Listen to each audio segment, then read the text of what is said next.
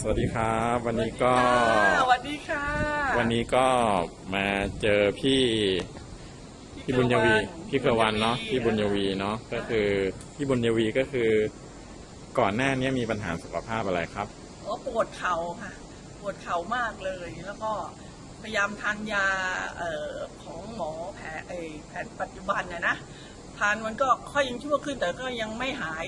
ปกติอะจนกระทั่งต้าเนี่ยเขาแนะนำให้ทานน้ำว่านเนี่ยนะคะพอทานเสร็จแล้วเนี่ยเกือบหมดขวดเนี่ยถ้าครึ่งขวดเนี่ยเราก็รู้แล้วว่าอาการมันดีขึ้นจากที่มันเจ็บปวดก็แก๊กมันดีขึ้นมันสามารถเดินเหินได้นะคะเสร็จก็เลยคิดว่าลองทานอีกสักขวดนึงนะคะให้มันต่อเนื่องก็นึกว่าวันนี้จะมารับน้ำว่านไปทานอีกสักขวดนึงสุดยอดค่ะดีมากจริงเลยได้ลองกับตัวเองแล้วที่ปวดเข่าเนี่ยก็คือหมอบอกเป็นอะไรเป็นเกาต์หรือเป็นอะไรมันไม่ได้เป็นเกาต์คือมันเหมือนกับเราอายุช่วงกันเนี่ยเราใช้เดินเยอะอาจจะเดินเยอะหรือว่าอาจจะเกิดจากคล้ายๆอาการข้อเข่าเริ่มจะเสื่อมอ่ะอ๋อครับใช่ไหมที่อายุเท่าไหร่หรอครับตอนนี้โอ้ขึ้น60แล้วล่ะขึ้น60แล้วเนาะก็คือก็แสดงว่าทานไปแค่1 ขวดก็เห็นผลเลยเกือบจะหมดขวดละอ๋อ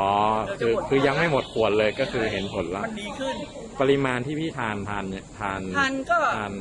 ที่เขาให้มานะขวดในที่แก้วอ่ะก็30ใช่ไหม30 มิลแล้วก็ทานแรกๆเนี่ยเราก็ทานก่อนอาหารเช้ากลางวันเย็นอ๋อ3 เวลาเลย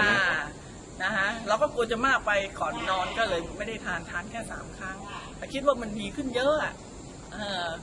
สาเหตุที่เราคิดว่านั่นเพราะเราทานตัวเดียวเลยเราไม่อยากทานตัวอื่นเพราะว่าเดี๋ยวเราก็ไม่รู้ว่ามันหายเพราะตัวไหนอ๋อครับอยากจะเชิญชวนคนทางบ้านยังไงบ้างว่าสินค้าตัวนี้ดียังไงคิดว่าถ้าเราเหมือนเป็นวิทยาทานนะถ้าเกิดเราได้สัมผัสกับตัวเองเนี่ยแล้วเรารู้ว่ามันดีเนี่ยเราก็อยากให้คนที่เขาเจ็บปวดทรมานจากการปวดเข่าเนี่ยเป็นวิทยาทานนะคะให้ลองมาทานตัวนี้ดูนะคะแล้วก็เราอาจจะไม่ต้องไปหาหมอแผนปัจจุบันครับผมก็ขอบคุณพี่เครือวันเนาะพี่เครือวันอยู่ที่กรุงเทพเนาะค่ะโอเคครับผมสวัสดีครับขอบคุณครับ